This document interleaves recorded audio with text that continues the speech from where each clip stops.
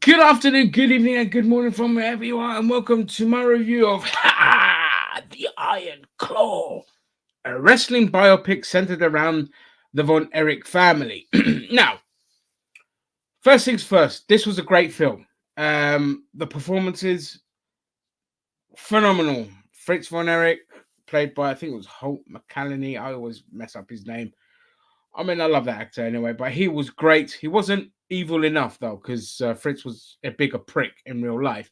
And then you had Zac Efron, who played Kevin Von Erich, fantastic, and a bunch of other actors that did some. Lily James was great as the wife of Kevin Von Erich, and James Allen White played one of my personal all-time favorite wrestlers, Kerry Von Erich, the Texas Tornado. And yeah, great performances all around, yada yada yada. Now, this film for me falls into two categories. The first category is if you don't know nothing about the Von Erich families and you're going in just purely to watch a biopic, uh, it's a fantastic film steeped in tragedy that's going to blow you away. Okay. And before I move on to my second category, any Oscars or any awards that this film gets nominated for, it definitely deserves it. Because despite my issues with the film, I still put it in my top five of 2023, which is not hard to do given that it's been an awful year for films. My second category is if you know the Von Erich family, this film is not tragic enough. And the reason I say that is because, first and foremost, one of the brothers doesn't even exist in this film. And that brother, his death was fucking tragic. And his upbringing was tragic. This was I think it was Chris Von Erich. He was the one that had the health issues. He was very small in stature, like 5'4". Despite that, he had a fantastic physique, and he worked his ass off to try and be like his brothers, but he had bone issues and all this kind of stuff, and he committed suicide. Okay, so you got to understand. So Kevin Von Erich, played by Zac Efron, is the only surviving brother in this film. I mean, in real life, okay, he's lost six brothers, not five, six brothers. I don't know why I need to do this, like you're stupid.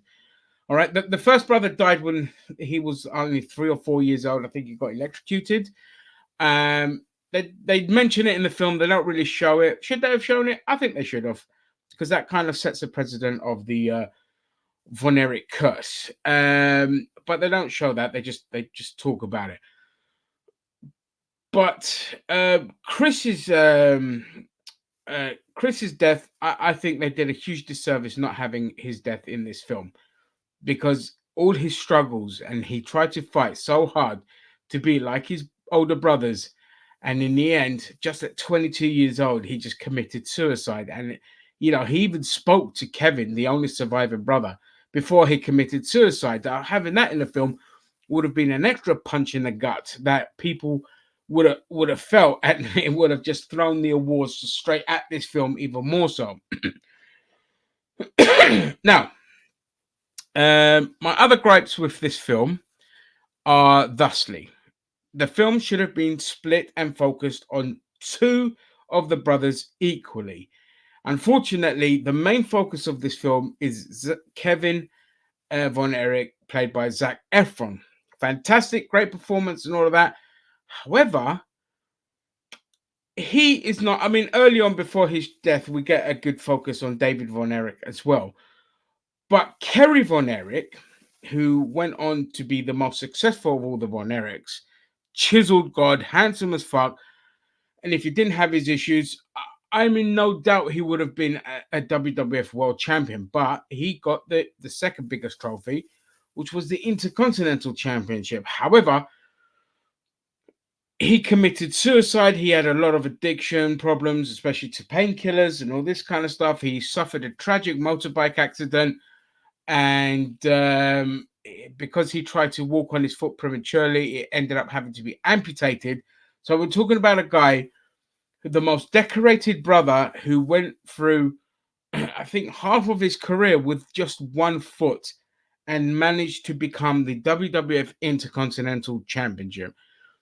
That is an incredible story.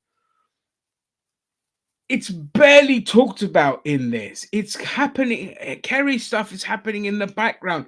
All his pain and suffering is only happening when Kevin Zac Efron is on the screen, and I think that is a huge disservice to Kerry Von Erich. Okay, you're talking about the guy who had everything, but because of his being in constant pain because of having a foot amputated, and because of his addiction to painkillers, this guy was at the top of his game, and he still took his life.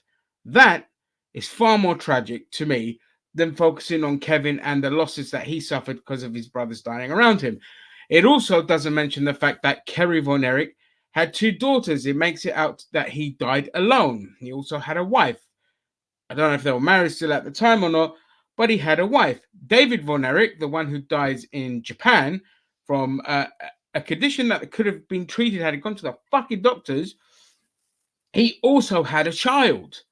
And he was married twice, but in this, they're made to look like bachelors. That's fine if you want to twist it to make them look like bachelors, if they're being lauded on and screamed at like, you know, boy bands of the 90s, okay? But that's the other issue with this film.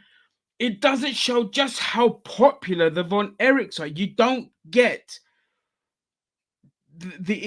you don't get the indication of just how big this family was. Like how the women were literally just throwing themselves at these lads.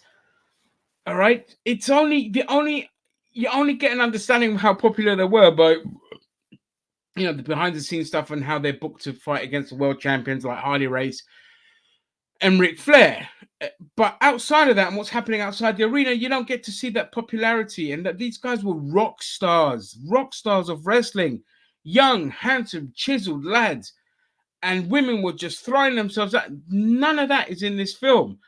And I think it needed that, and they could have worked that with a great comedic element to it. But unfortunately, they don't. They do a great job of showing the camaraderie among the brothers and the love that they had for each other. But they could have had that aspect of it to show just how popular they are, which again adds to their tragedy.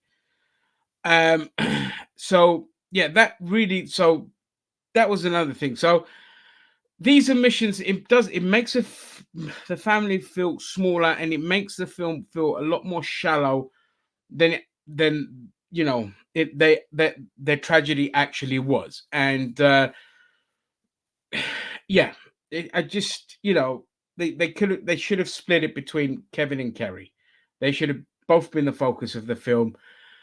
That being said, again, still a great film. Still watch it. There is a scene.